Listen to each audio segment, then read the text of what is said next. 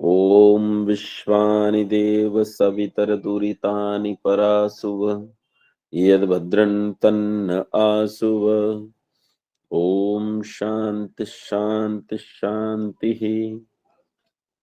आज मैंने पूर्व की जितनी कक्षाएं हुई हैं उन सारी कक्षाओं में से जिनके जो प्रश्न बनते हैं वो प्रश्न पूछने के लिए प्रश्न काल आमंत्रित किया था। तो यदि किसी का कोई प्रश्न बनता है तो वो मुझसे प्रश्न पूछ लेंगे, उनका प्रश्नों का उत्तर देने के लिए मैं प्रस्तुत हूँ। इसके अलावा एक बार मैं रिवाइज कर देता हूँ पिछली 2 दिन की कक्षाओं में जो हमने पढ़ा। एक तो हमने देव अवधारणा के संबंध में पढ़ा था कि देवता किसे कहते हैं। तो मैंने बताया था 4 गुण वाला देव होता है, देने वाला, प्रेरणा करने वाला, प्रकाशित करने वाला और द्युलोक में रहने वाला। ऐसे 8 वसु, 12 आदित्य, 11 रुद्र, 1 इंद्र और 1 प्रजापति। 8 वसु हैं पृथ्वी, जल, अग्नि, वायु, आकाश, सूर्य, चंद्रमा और नक्षत्र। 12 आदित्य साल के 12 महीने। 11 रुद्र, 5 स्थूल प्राण, 5 सूक्ष्म। स्थूल प्राण है प्राण, अपान, व्यान, उदान, समान। सूक्ष्म है देवदत्त, धनंजय, कूर्म, कृकल, नाग और 1 जीवात्मा, ये रुद्र है। 1 इंद्र है जो विद्युत कहते हैं जिसे, और 1 प्रजापति, प्रजा का पालन करने वाला यज्ञ। इसके अलावा 5 चेतन देवता, माता पिता, आचार्य, पति पत्नी और अतिथि। और इन सब देवों का देव परमपिता परमात्मा। ये टोटल हमारे जो मैंने देव गिने थे, इनमें एक देवों का देव महादेव परमपिता परमात्मा है। वही अनादि निराकार चेतन सत्ता जो सारे संसार का पालन पोषण करती है, रक्षण करती है, वही संचालन करती है। देवताओं के बाद हम आए थे अन्य चीजों पर, जहां हमने चर्चा की थी भूत की, प्रेत की। भूत किसे कहते हैं तो भूत के मैंने 3 प्रकार के अर्थ बताए थे। एक तो महाभूत होते हैं जिनसे मिलकर प्रकृति बनती है, पंच महाभूत, पृथ्वी, जल, अग्नि, वायु, आकाश, ये पंच महाभूत है। बीता हुआ समय भूत कहलाता है। और जीवात्मा को भूत नहीं कह सकते क्योंकि जीवात्मा जो है वो बिना शरीर के कुछ नहीं कर सकता। तो जैसी बातें प्रचलित होती हैं भूत के बारे में वो मिथ्या हैं, कहानियां बनाई गई हैं, लोगों के भय और रहस्य के कारण ऐसी घटनाएं अज्ञान के कारण बन जाती है। प्रेत जैसे प्राणी जीवित को कहते हैं वैसे लाश को प्रेत कहते हैं। और उसके बाद भूत प्रेत के बाद जो पीर वगैरह थे, पीर मजार, वो मैंने बताया था मुसलमानों की कब्रों को पीर मजार कहा जाता है। और फिर हमें शारीरिक मानसिक रोगों के कारण जो विकृतियां उत्पन्न होती हैं और जो समाज में पाखंड फैला उस पाखंड के कारण, इस सब पर मैंने चर्चा की थी। आपने जो समस्याएं बताई थी उन समस्याओं का यथासंभव प्रयास किया था कि आपको समझा सकूं। इसके अलावा प्रारंभ से लेके प्रस्तावना, ईश्वर का विषय, ईश्वर के 25 गुण, उसके बाद ईश्वरीय कानून वेद, और उसके बाद हमारा भक्षा भक्ष और लोकाचार, हमारा शिष्टाचार, और राष्ट्र की वर्तमान परिस्थितियां और राष्ट्र का जो सैद्धांतिक तौर पर कुछ विषय थे वो मैंने लिए थे। इनमें से कोई भी प्रश्न किसी का बनता है तो उन प्रश्नों का उत्तर देने के लिए प्रस्तुत हूँ, पूछ लीजिए। सबसे पहले नरपत सिंह जी। नमस्कार आचार्य जी। नमस्ते। कल आपने पंच महाविधि के बारे में बताया। तो हाँ मेरा प्रश्न ये था आचार्य जी कि ये जब हम यज्ञ करते हैं जी। घर में, उसमें आहुति प्रदान करते हैं, हाँ उसका क्या प्रयोजन रहता है और उससे वातावरण में, वायुमंडल में कोई पॉजिटिव असर होती है? अगर होती है तो कैसे होती है? उसके बारे में थोड़ा प्रकाश डाले तो अच्छा रहेगा। धन्यवाद। 5 यज्ञों में से एक यज्ञ जो है वो देव यज्ञ होता है जिसे हम अग्निहोत्र कहते हैं। अग्निहोत्र में हम कुछ समिधाओं को, कुछ लकड़ियों को रखकर उनके ऊपर घृत की आहुतियां डालते हैं और उस घृत में कुछ मिला होता है। आजकल एक परंपरा बन गई है। वो परंपरा ये है कि सामग्री अलग से डाली जाती है। अलग से सामग्री डालने का गृह सूत्रों के द्वारा अथवा किसी भी ऋषि के द्वारा कोई विधान कहीं किया नहीं गया है, ये हमारे आलस के कारण प्रचलित हुआ है। घी में ही 4 चीजें पकाई जाती हैं, अन्न है, औषधियां हैं, सुगंधित पदार्थ और पुष्टिकारक पदार्थ। ये 4 चीजें मिलकर अन्न कहलाती है ना। ये 4 चीजें मिलकर अन्न कह ये सामग्री कहलाती है। इन 4 सामग्रियों को घी में डालकर पका लिया जाता है पकने के बाद जो कुछ तैयार होता है उसे आज्यप कहते हैं। और आज्यप को जब समीधा पर डाला जाता है तो उससे वातावरण को पुष्ट करने वाली, सुगंधित करने वाली, रोग मुक्त करने वाली फ्यूम्स उठती हैं, वायु उठती है, और वो वायु वातावरण को शुद्ध करती है, रोग मुक्त करती है, उन्नत करती है, सात्विक वृत्तियों का जन्म देती है। ये सारे यज्ञ के काम होते हैं। इसके अलावा अगर आप इसके साइंस में जाएंगे तो लकड़ियां जो उसमें रखी जाती हैं, जिन्हें हम समिधा कहते हैं, वो विशेष प्रकार की होती हैं। सब कोई लकड़ियां समिधा नहीं हो सकती है। नीम की लकड़ियां समिधा नहीं होती, यूकेलिप्टिस की लकड़ियां समिधा नहीं हो सकती, पॉपुलर की लकड़ियां समिधा नहीं हो सकती।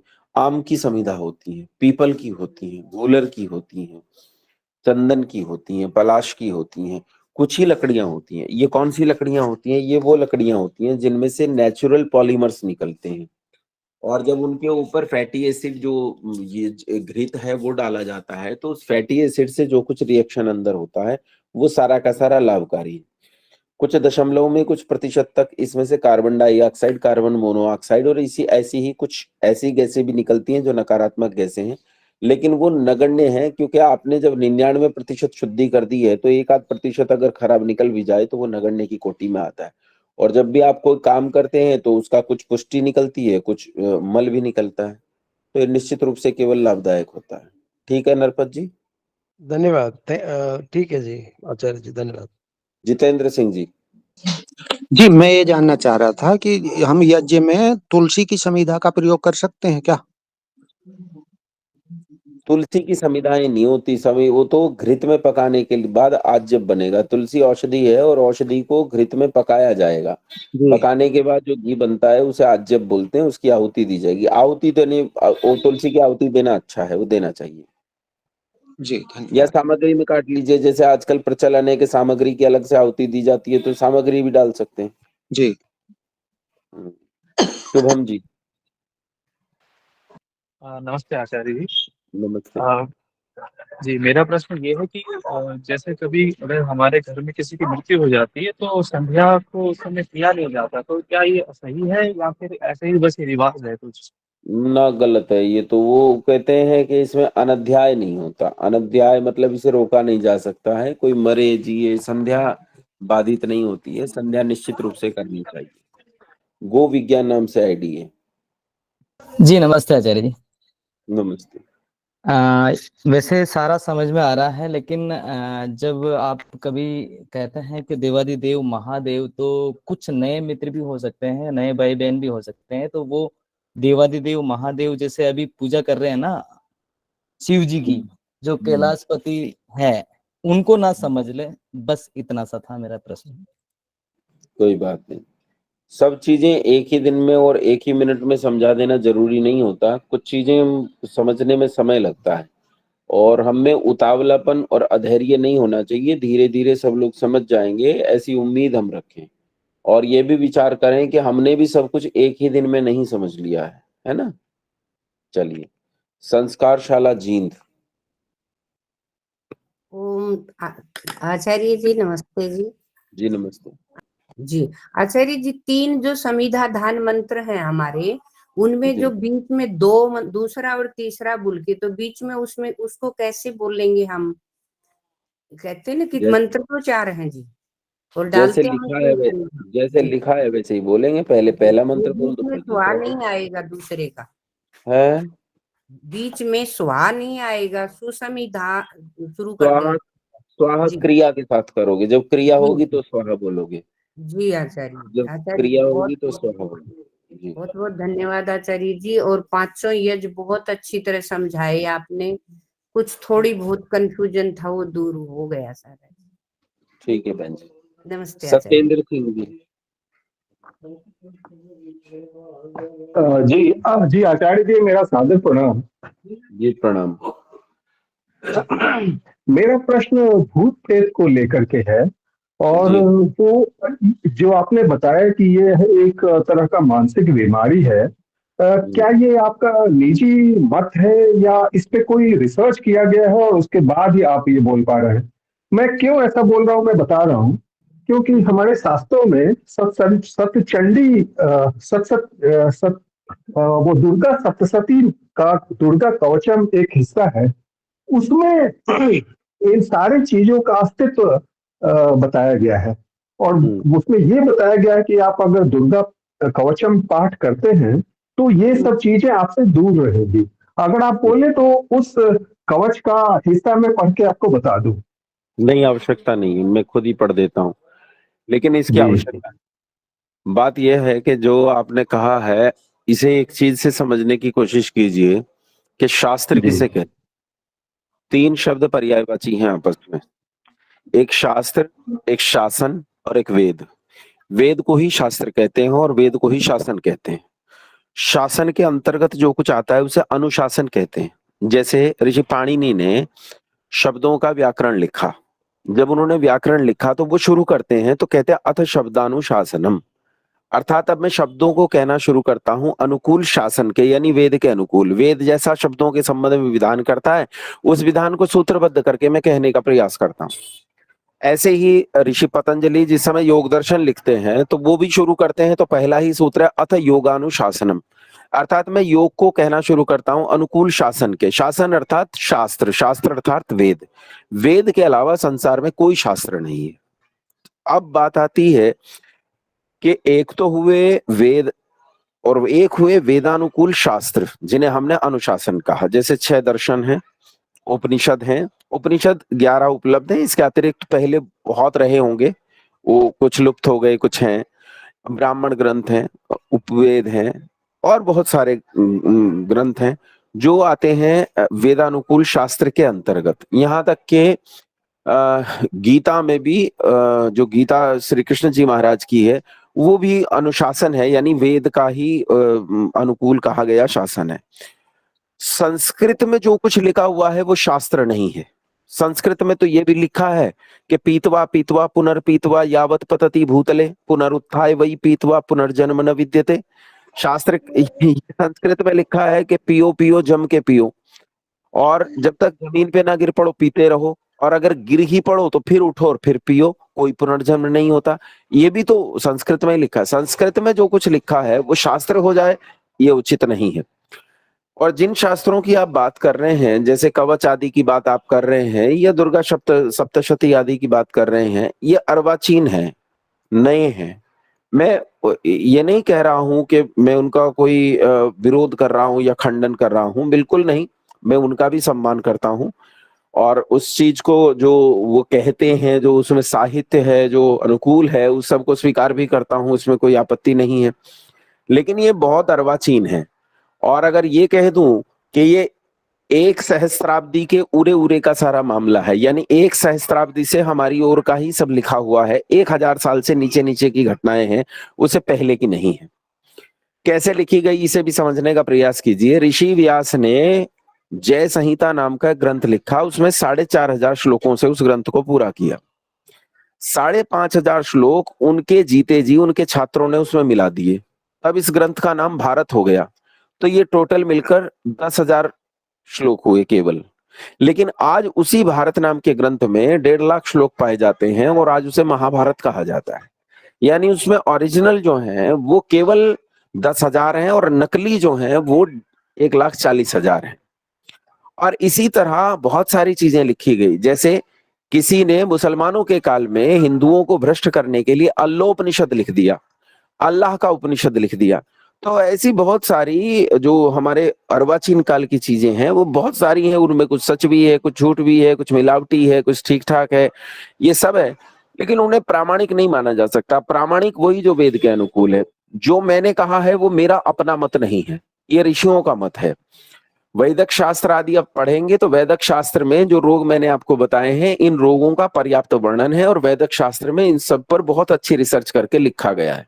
मेरे पास तो अपनी कोई योग्यता है ही नहीं। मैं जो कुछ बोलता हूँ वो ऋषियों का बोलता हूँ, जो ऋषियों का नहीं है वो मेरे कहने में भी गलत हो सकता है, जो गलत है वो ऋषियों का नहीं है। बाकी जो मैं बोलता हूँ उसमें जो सही है वो सब ऋषियों का है। ठीक है, मेरा मत नहीं है। उम्मीद करता हूँ सत्येंद्र जी को बात समझ में आई होगी। अर्जुन शर्मा जी।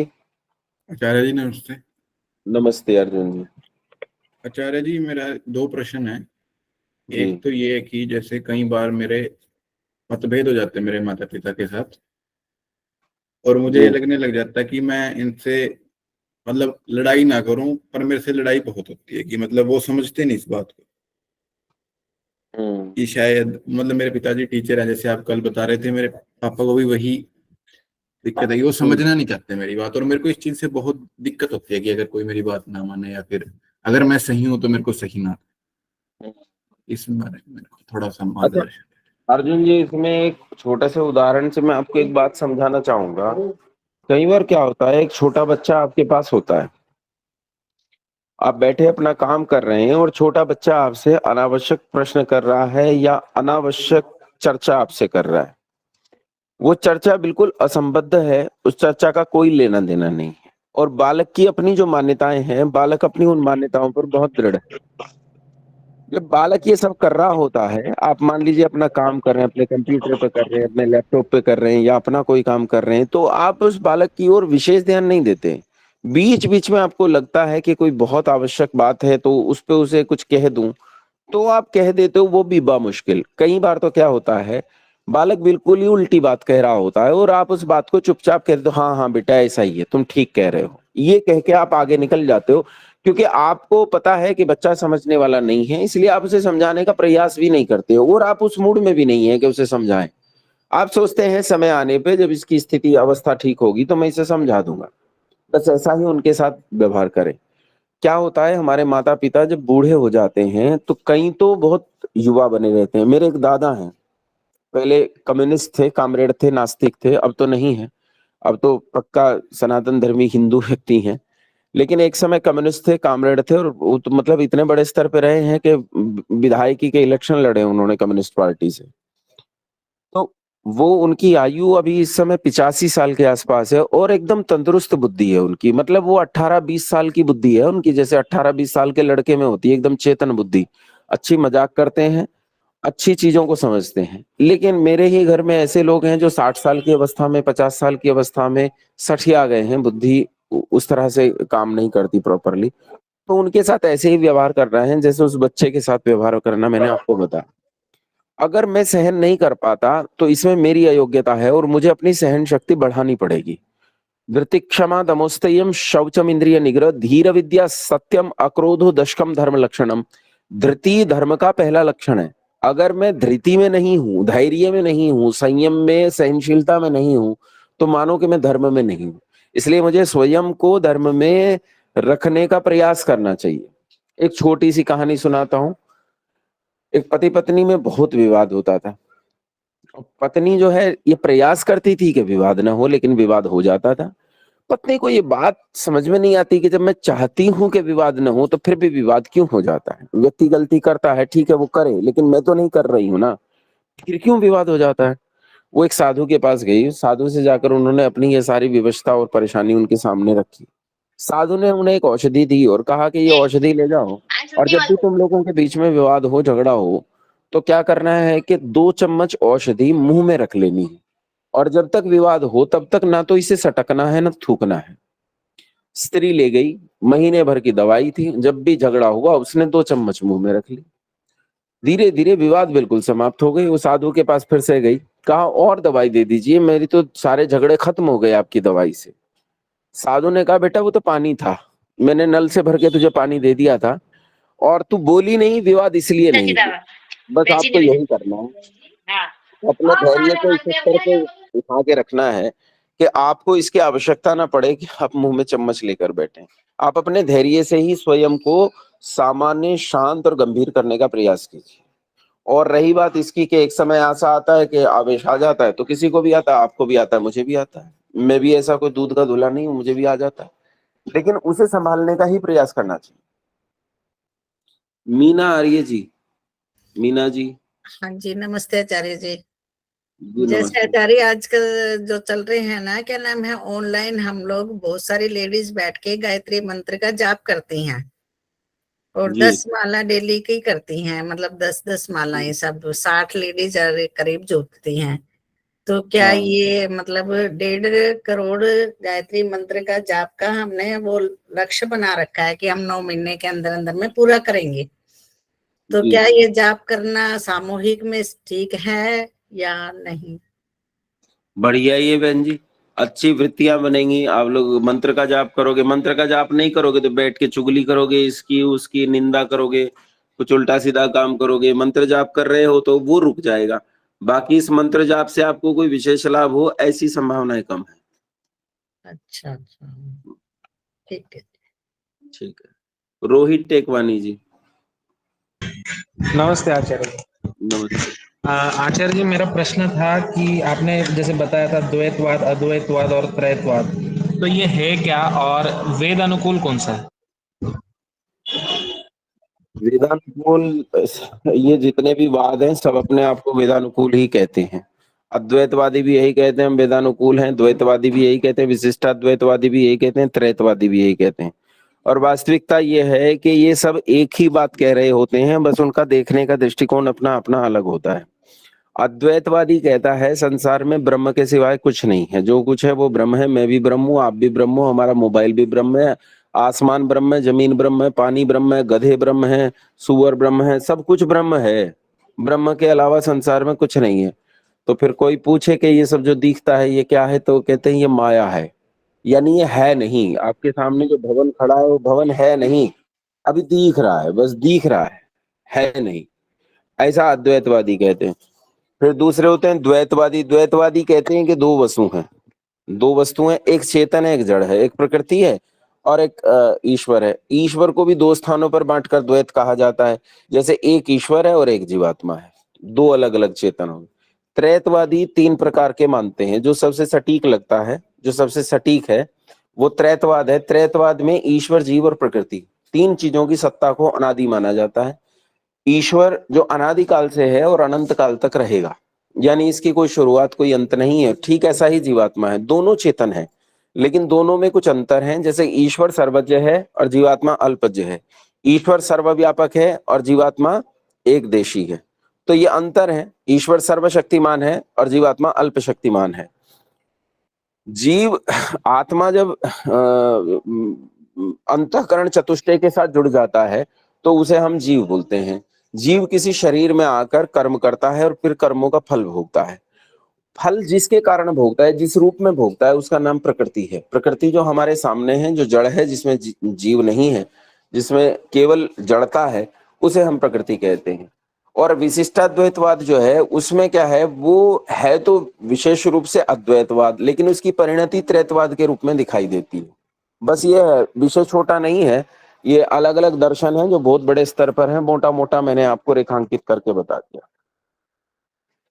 ठीक है जी आचार्य जी, और एक प्रश्न था, जैसे आपने गिनती बताई, जैसे 2 अरब साल हो गए हैं पृथ्वी को बने हुए लगभग, तो ये गिनती जो पहले मनुष्य थे उनसे शुरू होती है क्या, सृष्टि के निर्माण से शुरू होती है? नहीं, सृष्टि के निर्माण से शुरू नहीं होती, ये वहां से शुरू होती है जहां मनुष्य ने यज्ञ करना शुरू किया। जब मनुष्य ही नहीं थे तो गिनती कौन करता। इसलिए सृष्टि के जो पूर्व का मनुष्य की उत्पत्ति से जो पूर्व का समय है वो इस गिनती में नहीं आता है। 3 चतुर्युगी इससे पूर्व बीत जाती हैं। एक चतुर्युगी में 4 युग होते हैं। कलयुग 4,32,000 साल का है, द्वापर 2 गुना, त्रेता 3 गुना और सतयुग 4 गुना। चारों को जोड़ देते हैं तो ये 17,20,000 साल का समय बनता है। ये एक चतुर्युगी है। ऐसी 3 चतुर्युगी मनुष्य की उत्पत्ति से पहले बीत जाती है, वो नहीं गिनती में आती। ठीक, शुक्रिया आचार्य। अभिषेक राणा जी। जी बहुत धन्यवाद आचार्य जी। मुझे एक प्रश्न पूछना था, काफी दिनों से मैं प्रयास कर रहा हाँ हूँ। अभिषेक, तो वो आचार्य जी, वो इस बात पे था, जैसे कि अभी आपने कहा एको वृंदा शन्मति कोटे आदि आदि, तो क्षमा कीजिएगा। और मैं इस बात से इत्तेफाक रखता हूँ और इसको मानता भी हूँ। तो आचार्य जी, जैसे कि मेरी यहाँ पे बहुत से बहस होती रहती है, क्योंकि यहाँ पे मैं हैदराबादी मौलाना आते हैं तो वो चर्चा करते हैं, चर्चा नहीं, वो कुतर्क करते हैं। तो वो कहते हैं कि Aryan invasion theory, Max Muller आपका फेवरेट किरदार है, तो उसने आर्यन इन्वेजन थ्योरी करके इंट्रोड्यूस की थी इंडिया में। तो आचार्य जी ये कहते हैं कि 1500 बीसी से 2000 बीसी के बीच में हम सेंट्रल एशिया से इंडिया में आए और हमने द्रविडियन लोगों को खदेड़ दिया और हमने वहां पे अपना आधिपत्य स्थापित कर दिया। तो आचार्य जी हम इस बात का खंडन कैसे कर सकते हैं आर्यन इन्वेजन थ्योरी का, और इसके क्या प्रमाण है? एक बात बताओ, सोचो इस बात को, विचार करना इस बात को। मान लो एक लुटेरा एक जगह से लूट करता हुआ चलता है और वो 2000 किलोमीटर तक लूट करता हुआ चला जाता है। तो मुझे उत्तर भी देते जाना आप।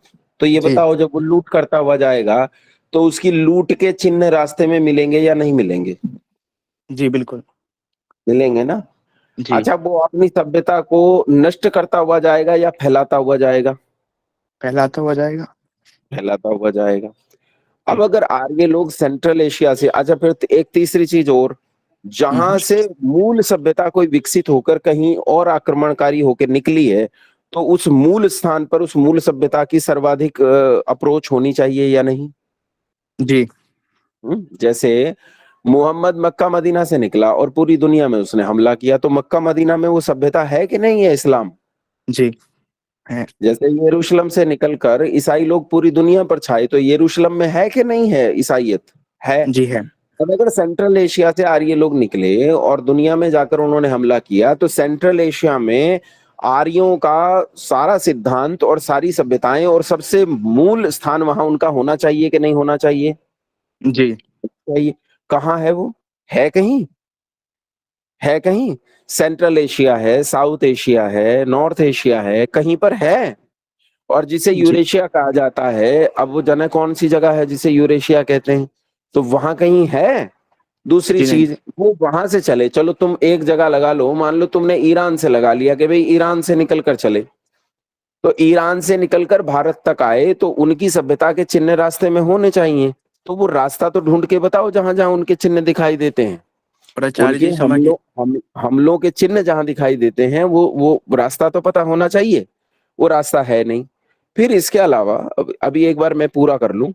जी इसके अलावा अब जब ये आर्य की बात करते हैं, आजकल ऐसा चल पड़ा है, लोग भी ऐसा सोचने लगे हैं, तो ये आर्य को एक नस्ल बताते हैं, जेनेटिक मटेरियल से संबंधित एक नस्ल बताते हैं। लेकिन असल में तो आर्य एक नस्ल है नहीं। आर्य शब्द का अर्थ है श्रेष्ठ, आर्य शब्द का अर्थ है उत्तम। जब हम भगवान श्री राम को आर्य श्री राम कहते हैं, तो आर्य पुत्र कहते हैं, तो आर्य का मतलब है उनमें ऐसे गुण थे जिन गुणों के कारण आर्य एक उपाधि उनके साथ जुड़ गई। श्री कृष्ण के साथ आर्य उपाधि इसलिए जुड़ी क्योंकि उनमें आर्यों जैसे गुणकर्म स्वभाव थे। अब गुणकर्म स्वभाव किसी में भी अगर अच्छे आ जाएंगे तो उसे आर्य कह सकते हैं। जैसे अगर किसी मुसलमान में भी आर्यों के गुणकर्म स्वभाव आ जाए तो उसे आर्य कहा जाता है। ये कोई जेनेटिक मटेरियल नहीं है।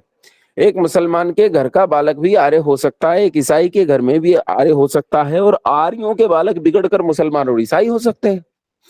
तो आर्य बेसिकली स्वभाव और गुणकर्म पर आधारित है, ना कि ये जन्मगत है या जीन्स से संबंधित है। तो ये थ्योरी ही गलत है कि इधर से उधर जाना तो नस्लों का होता है। आर्य नस्ल नहीं है, गुण है। ठीक जी है? जी आचार्य जी एक बात आचार्य और। जी, मैं कुछ ऐड कर सकता हूँ इसमें? जी जी।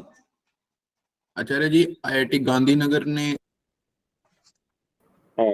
और उन्होंने इसको डीमिथ, मतलब उसको इसको मिथ बोला था उन्होंने। आईआईटी गांधीनगर की वो पढ़ी है इसके ऊपर रिसर्च, अगर कोई पढ़ना चाहे तो। उन्होंने इसको नकार दिया था, इन्वेजन थ्योरी। अर्जुन जी, इसमें तो एक चीज और है, जो इन्वेजन थ्योरी मैक्स मुलर ने दी, और मैक्स मुलर के बाद अलेक्जेंडर डी कैम्पबेल और रसेल, और उसके बाद आता है विलियम जॉन्स।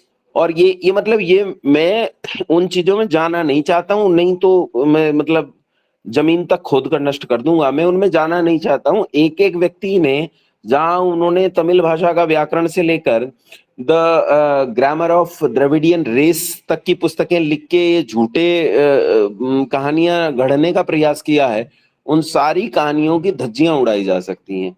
तो जो प्रश्नकर्ता है, मैं प्रश्नकर्ता से ये कहना चाहूंगा कि आपको भी अपना स्वाध्याय बढ़ा देना चाहिए, और जितना हो सके उतना स्वाध्याय बढ़ा दो। अभी ये बिल्कुल रिसेंट रिसर्च है।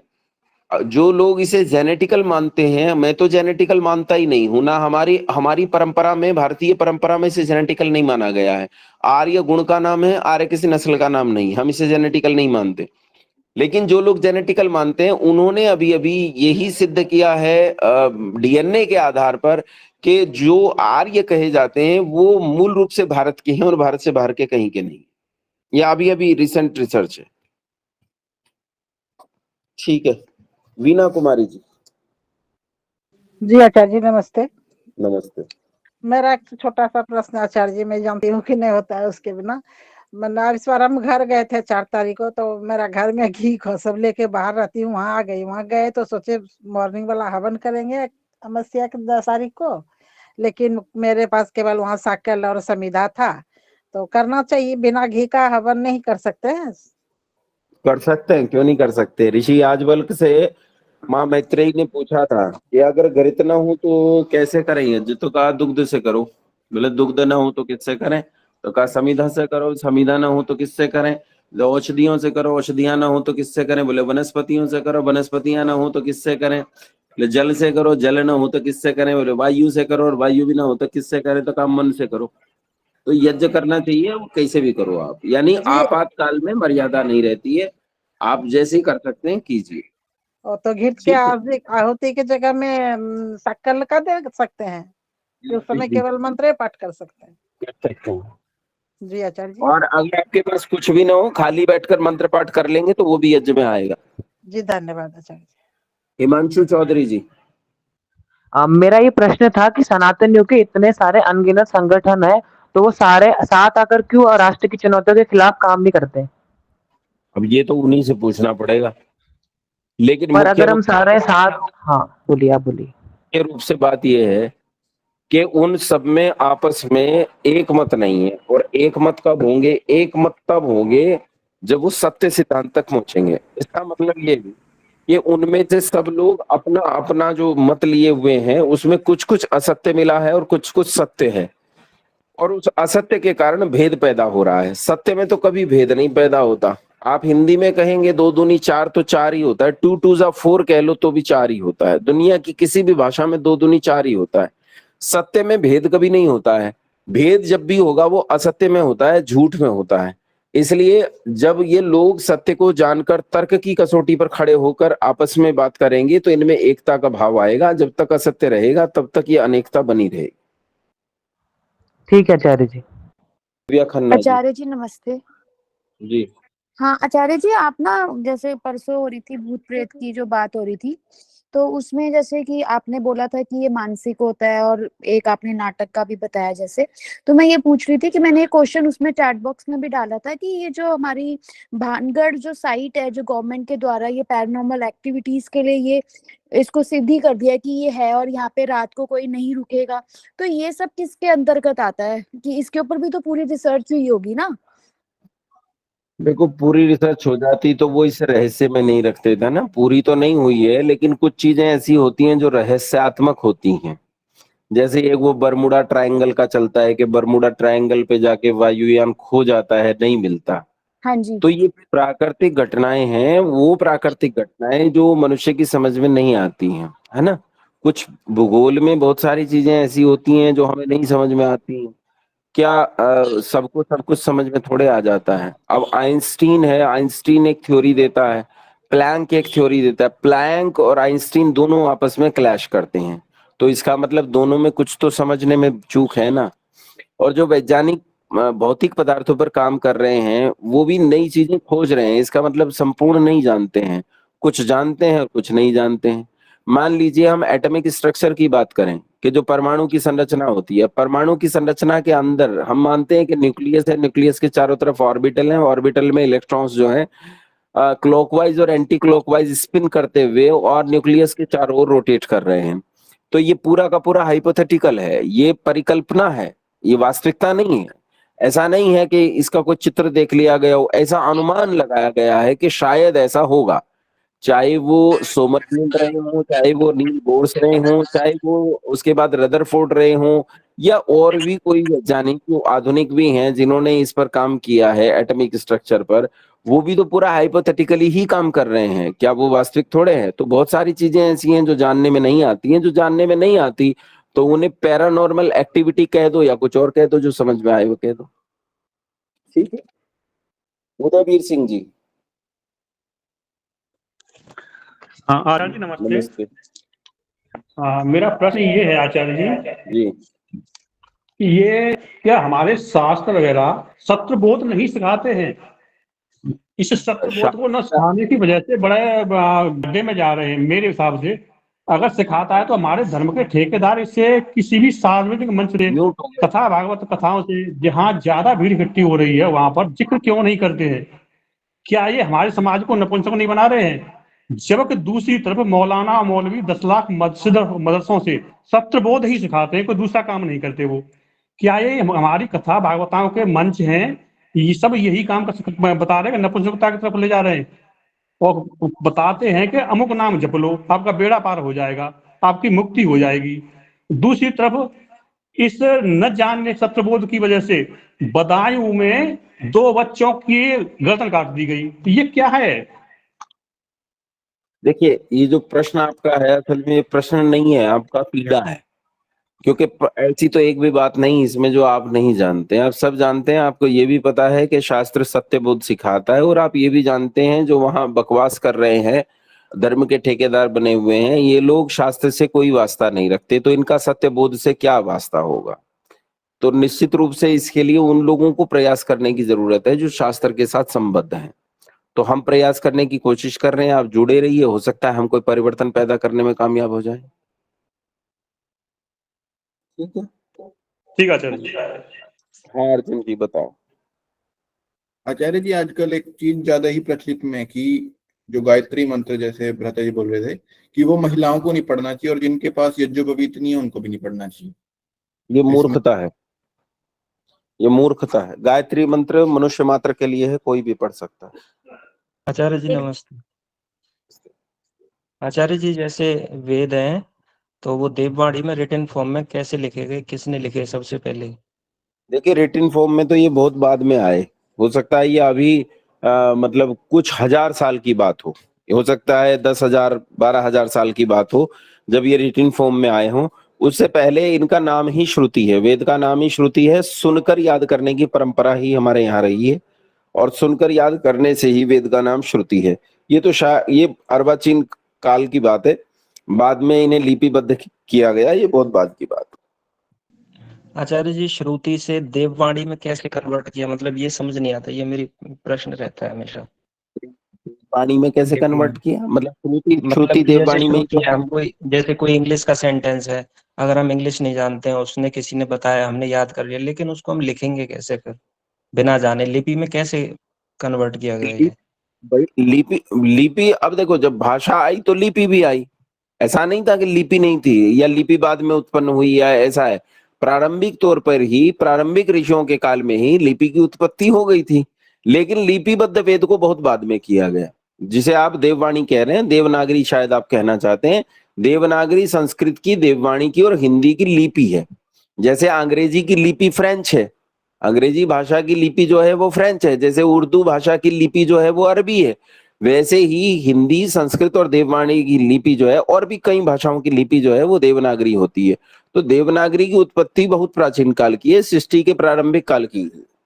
आयुष कुमार जी नमस्ते आचार्य जी। नमस्ते जी, मेरा ये प्रश्न है कि जैसे हमारा जो वैदिक इतिहास है, जो स्वर्णिम इतिहास है, कि वेदों मतलब सृष्टि के आरंभ में हमें वेद मिल जाते हैं और फिर महाभारत के युद्ध के बाद ये सब विकृतियां आनी शुरू हो जाती है, जिस वजह से हमारा देश गुलाम हो जाता है। तो और मैं ये पूछना चाहता हूँ, जो हमें अब इतिहास पढ़ाया जाता है, जो ये हड़प्पा सभ्यता, पाषाण काल, और ये जो सारा पढ़ाया जाता है कि bronze age civilisation, iron age, और उसके बाद फिर जो ये डार्विनवाद पढ़ाया जाता है, इसको आप कहाँ रखते हैं? और वैदिक इतिहास और जो अब इतिहास पढ़ाया जाता है, वो दोनों कैसे भिन्न है? और दूसरा मेरा ये प्रश्न है कि जो ये हड़प्पन सिविलाइजेशन है, इसको आप वैदिक इतिहास में कहाँ रखते हैं, मतलब कौन सी क्रोनोलॉजी में रखते हैं? देखो, ऐसा है, वर्तमान में जो हड़प्पा सभ्यता के इतिहास हैं या डार्विनवाद की थ्योरी है, ये सब हैं, इनमें कुछ कुछ चीजें सही हैं और कुछ कुछ चीजें गलत है। सैद्धांतिक तौर पर तो ये पूरी तरह गलत है, और इतिहास कालक्रम के तौर पर इन्होंने कुछ चीजों को अपने हिसाब से मोड़ तोड़कर, और वामपंथियों ने अपने हिसाब से रखा है। रही बात वैदिक इतिहास की, वैदिक इतिहास तो बहुत पुराना है, वो इसके साथ क्लैश नहीं करता, इसलिए आपस में कोई तुलना संभव नहीं। वो प्राचीन काल की बात है, ये बहुत अर्वाचीन काल की बात है। और जो अर्वाचीन काल में आजकल जो चलता है, ये एजेंडे के तहत चलता है, चाहे वो सिंधु घाटी की सभ्यता हो। अब सिंधु घाटी की सभ्यता जब मैं छोटा था, पढ़ता था, तो ये 2800-2700 साल पुरानी सभ्यता थी। अब बढ़ते बढ़ते 8,500 साल पुरानी हो गई। अभी राखी गढ़ी की सभ्यता के अवशेष मिले, अब ये कहने लगे 8,500 साल पुरानी है। तो जो अपनी बात पर निश्चित नहीं है, मेरे बचपन से अब तक ये 12 बार अपनी बात बदल चुके हैं, तो जिनकी बात अब तक निश्चित ही नहीं है उनका क्या यकीन करें कि वो क्या सच है क्या झूठ है और क्या उस पर बात करें। रही बात डार्विनवाद की, डार्विन की थ्योरी पूरी तरह गलत है और ये डार्विन ने खुद लिखा है। डार्विन ने अपने मरने से काफी पहले अपनी ही थ्योरी के बारे में पूरी तरह खंडनात्मक एक लेख लिखा था और उसने अपनी ही थ्योरी को निराधार, गलत और बिल्कुल गलत तथ्यों पर आधारित माना था। मैं तो मानता ही नहीं हूँ विकासवाद को। लेकिन आचार्य जी ये अभी तो पूरा यूनिवर्सिटी में, जैसे मैं हिस्ट्री का ही छात्र हूँ, तो मतलब नहीं है, उससे मतलब नहीं है भाई। देखो, आप ये कहना चाहो कि दुनिया में ज्यादा लोग जिस चीज को मानते हैं वो सही है, तो इससे क्या, ये कोई सही वो जो तर्क पर खरा उतरता है, सही वो जो सच है। ज्यादा लोग किसी बात को मानते हैं वो सही हो जाए, ये तो ठीक नहीं। ज्यादा लोग तो ईसाईयत को मानते हैं तो क्या सही हो जाएगी? ज्यादा लोग तो मुसलमानियत को मानते हैं, क्या सही हो जाएगी? अगर आप 20 मुसलमानों के बीच में बैठ जाओ और 20 मुसलमान आपसे कहे कि मांस खाना सही है, तो क्या मांस खाना सही हो जाएगा? यदि बहुमत ऐसे लोगों का हो जाए जो कहते हैं कि बलात्कार करना बहुत अच्छी बात है, तो क्या बलात्कार सही हो जाएगा? ज्यादा लोगों के कह देने से कोई बात सच या झूठ नहीं होती है, वो सच या झूठ तर्क के आधार पर ही होती है। तो आचार्य जी मेरा बस एक ये था कि अगर हमें वैदिक इतिहास पढ़ना हो या कोई आप मतलब कोई बुक हो ऐसी जिससे हमें क्रोनोलॉजिकली पता चल जाए, तो आप। पंडित भगवत दत्त जिज्ञासु जी की पुस्तकें हैं, वैदिक साहित्य का इतिहास, ये 3 भागों में पुस्तक है, वो मंगा के पढ़िए। एक पुस्तक आती है वैदिक संपत्ति, पंडित रघुनंदन शर्मा जी की पुस्तक है। ये बहुत अच्छी पुस्तक है, विज्ञान जो लोग फिजिक्स केमिस्ट्री से पढ़े हैं उनके लिए बहुत अच्छी है। वैदिक संपत्ति है और वैदिक साहित्य का इतिहास, ये 2 पुस्तकें। लाल सिंह चाहर जी, पाकिस्तान से। आचार्य जी नमस्ते। नमस्ते। आपने जो अष्टांग योग के माध्यम से मुक्ति बताई है इंसान की, यम नियम आसन प्राणायाम प्रत्याहार धारणा ध्यान और समाधि जी, तो इसमें मुक्ति का जो साधन आपने बताया है आचार्य जी, तो मुक्ति जब लास्ट में होती है तो ध्यान के माध्यम से अगर मुक्ति के समाधि तक पहुंचते हैं तो पागलपन समझा जाता है दुनिया में उस आदमी को। तो उस स्थिति में देह को भौतिक जो सुख मानते हैं उसको स्वर्ग मानते हैं और जो दुख है उसको नरक मानते हैं। तो मुक्ति क्या है, आत्मिक मुक्ति? देखो, मुक्ति है जो 3 प्रकार के दुख संसार में है, इन 3 प्रकार के दुखों से छूट जाना। जब आप आदि दैविक, आदि भौतिक और आध्यात्मिक दुखों से, 3 प्रकार के दुखों से जब पूरी तरह छूट जाते हो, है ना, तो इनसे अथ त्रिविध दुखात अत्यंत निवृत्ति अत्यंत पुरुषार्थ, सांख्य दर्शनकार का पहला ही सूत्र लिखते हैं। 3 प्रकार के दुखों से अत्यंत निवृत्ति, बिल्कुल छूट जाना, मनुष्य का यानी जीवात्मा का अंतिम लक्ष्य है ना, अंतिम पुरुषार्थ है या आखिरी पुरुषार्थ, यही सर्वोपरि है। तो इनसे छूट जाते हो। और मुक्ति की अवस्था में क्या है? मुक्ति की अवस्था में आप ईश्वर का सानिध्य पाते हो। ईश्वर क्या है? तो ईश्वर ज्ञान स्वरूप है, आनंद स्वरूप है, तो उसका ज्ञान और आनंद भोगते हो, बस यही मुक्ति है। तो ईश्वर का ज्ञान और आनंद अगर प्राप्त कर लिया आचार्य जी तो उसको पागल कहा जाता है इस दुनिया में? ये आप कह रहे हो, हमने तो नहीं सुना, ये पहली बार आपसे सुन रहा हूँ कि सबसे बुद्धिमान आदमी को लोग पागल कहते हैं। तो ज्ञात इतिहास में किसने परमात्मा को प्राप्त किया है गुरुजी? क्या कह रहे हैं? ज्ञात इतिहास में परमात्मा को किसी ने प्राप्त किया है? ज्ञात इतिहास में अनेक ऋषियों ने प्राप्त किया। क्या हम पतंजलि को नहीं जानते? क्या हम ऋषि पतंजलि को, ऋषि अनेक लोगों को हम जानते हैं, ऐसे लोगों को जो ज्ञात इतिहास में ऐसे रहे हैं। अभी हमारे एक स्वामी जी में, स्वामी सत्यपति परिव्राजक जी, अब नहीं रहे, उनका देहांत हो गया है। तो स्वामी सत्यपति जी के बारे में ऐसा कहा जाता था, मैं नहीं जानता, लेकिन ऐसा कहा जाता था उनके बारे में, अनेक विद्वान कहते हैं कि उन्हें आत्म साक्षात्कार हो गया था।